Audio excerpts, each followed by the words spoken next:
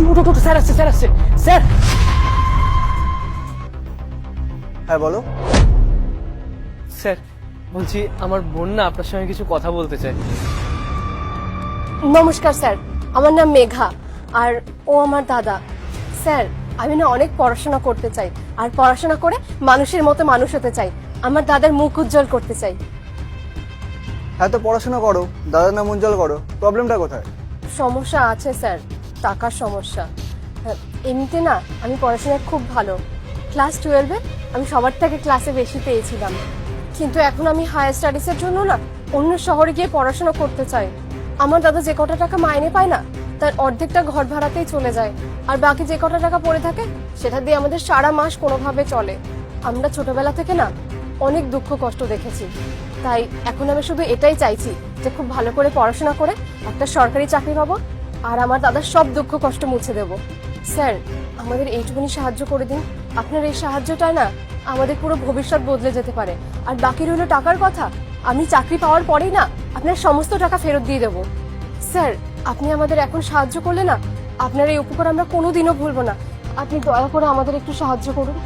Sir আমার বোন না ক্লাস 10-এ টপ করেছিল, ওই খবরের কাগজে না ওর ছবি বেরিয়েছিল, গ্রামে সবাই জানতো, গ্রামে সবাই এসে এসে আমাকে জিজ্ঞেস করছিল, এই মেঘা তোর বোন না?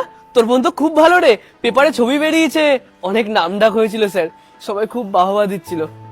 জানেন স্যার আমি অনেক কষ্ট করে না আমার বোনকে ক্লাস 12 পর্যন্ত পড়াতে পেরেছি, আর আমার বোন না সত্যি পড়াশোনায় খুব ভালো স্যার। ওই ক্লাস 12 পাস করার পর বলছে ওই বাইরের কোথায় যেন একটা পড়াশোনা করতে যেতে চায়, খুব ভালো কলেজ স্যার, খুব ভালো।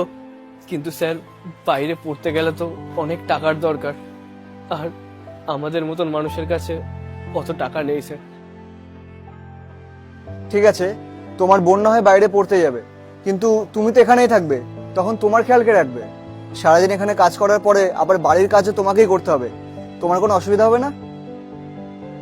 হ্যাঁ স্যার, কষ্ট তো হবেই। সত্যি কথা বলতে স্যার ছোটবেলা থেকে জীবনটা তো কষ্টের মধ্যে দিয়েই কাটাচ্ছি। যখন যখন এইটুকুনি ছিলাম তখনই আমার বাবা মা আমাদেরকে ছেড়ে চলে যান। অনেক কষ্টে এই বোনটাকে মানুষ করছিলাম স্যার, ওর বাবা মা সবার দায়িত্ব আমি পালন করেছি। স্যার জীবনে যখন এত কষ্ট করতে পেরেছি তখন আমার এই ছোট্ট বোনটার সুখের জন্য আর একটুখানি না কষ্ট সহ্য করতে হবে। আমি পারবো স্যার। তা কত টাকা লাগবে তোমাদের? স্যার 1 লাখ টাকা। স্যার বুঝতেই তো পারছেন কলেজের ফিস এত এত টাকা, আর তার উপরে ওখানে গিয়ে থাকা খাওয়া এগুলোর খরচাও রয়েছে, এতগুলো টাকা তো আমাদের পক্ষে দেওয়া সম্ভব না। আপনি আমাদের এখন সাহায্য করে দিন, আমরা আপনার সম্পূর্ণ টাকাটা ফেরত দিয়ে দেবো, আপনি আমাদের উপর ভরসা করুন। দেখো টাকা তো আমি দিয়ে দেবো, কিন্তু এখন দিনকাল খুব একটা ভালো না।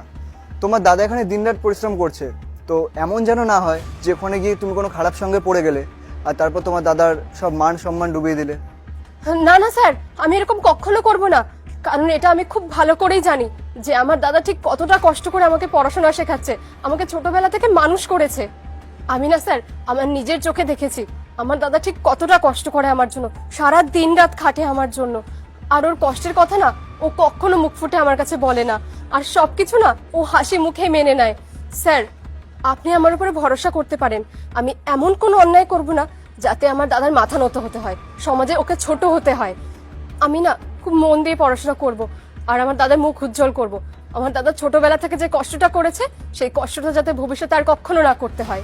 ঠিক আছে আমি টাকাটা দিয়ে দিচ্ছি, কিন্তু তুমি মন দিয়ে পড়াশোনা করবে, কারণ তোমার দাদা এখানে শুধু তোমার জন্য এত পরিশ্রম করছে। এই নাও ধরো। আপনাকে অনেক অনেক ধন্যবাদ স্যার, আর আমি না আপনার এই পুরো টাকাটা ফেরত দিয়ে দেবো। ঠিক আছে কোনো ব্যাপার না, তুমি মন দিয়ে পড়াশোনা করে ভালো একটা চাকরি পাও, তবে তোমার দাদার পরিশ্রমটা সফল হবে। ধন্যবাদ স্যার। ঠিক আছে আমি আসছি।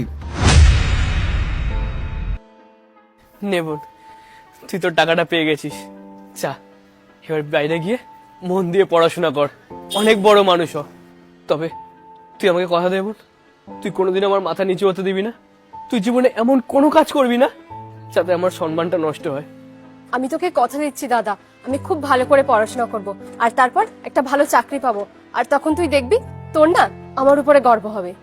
জানি রে বোন, তোর পরিশ্রম আর তোর কষ্টের ওপর আমার সম্পূর্ণ বিশ্বাস আছে।